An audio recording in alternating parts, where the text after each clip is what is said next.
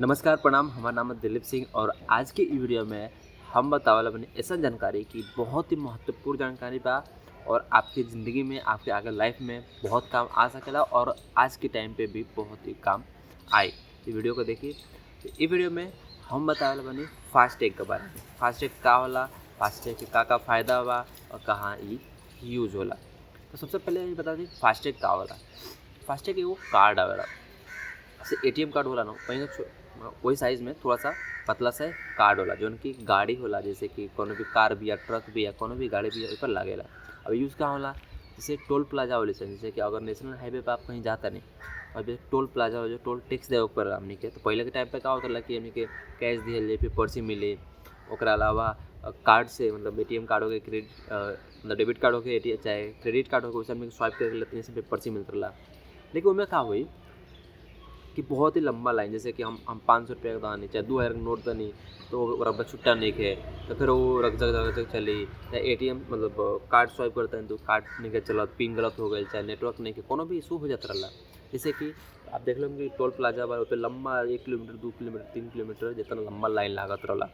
एक सोल्यूशन लेवे खातिर गवर्नमेंट एगो अच्छा चीज़ रहल कैलस जौन की हो गया कि ई बा जौन फास्टैग बाटे और जौन कार्ड यूज़ होला वो RFID होला जन की एक रेडियो फ्रिक्वेंसी पे काम करेला। जैसे कि अभी यूज़ किए बाटे, जैसे कि हमने के वो कार्ड लेवे पड़ला, वो कार्ड कहाँ से मिलेला, जैसे कि पेटीएम होइल, अभी तो सब बैंक भी देते रही सन, पेटीएम बा चाहे IDFC बैंक भी, सब बैंक देते रही सन, वो कार्ड दिया सन आपके। जैसे हम अगर पेटीएम के एग्जाम्पल नहीं पेटीएम के, तो पेटीएम के हमने के ऐप से जाके वो कार्ड ले सकला और हमने के घरे आ जाए। उसके बाद हमने के अपने जन गाड़ी भी या कार भी या आगे कांच के अंदर से चिपका दिए और वो बा हमने के जो वॉलेट बा पेटीएम के ओकरा संगे वो लिंक रही।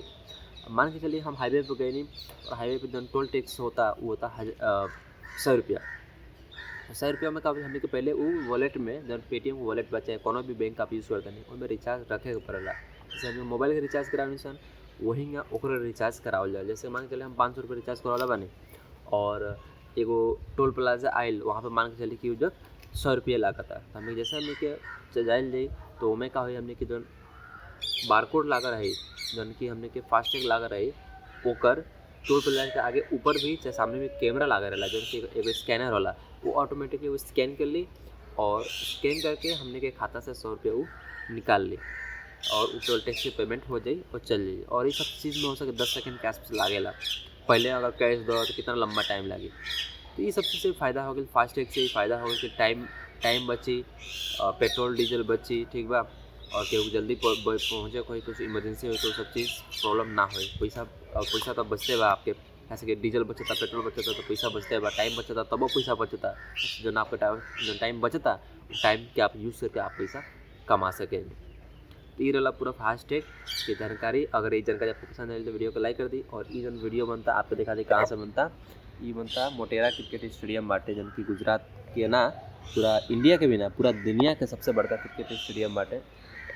ये जब बैठ के हम वीडियो बनाओ तनी तो यही बात पे वीडियो को लाइक कर दी और ये तरह की और भी जानकारी अपन भाषा भोजपुरी में देखे चाहते हैं तो चैनल के अभी कभी सब्सक्राइब कर दी। और कुछ जब कुछ सवाल बाटे तो नीचे कमेंट बॉक्स में कमेंट करके ज़रूर बताएं कि कौन टॉपिक पे वीडियो बनाओ उससे बताइए, जैसे कि कौन भी वीडियो हम बनाए आपके तो आपके जो जानकारी चाहिए ओकर हम वीडियो बनाए। Thank you.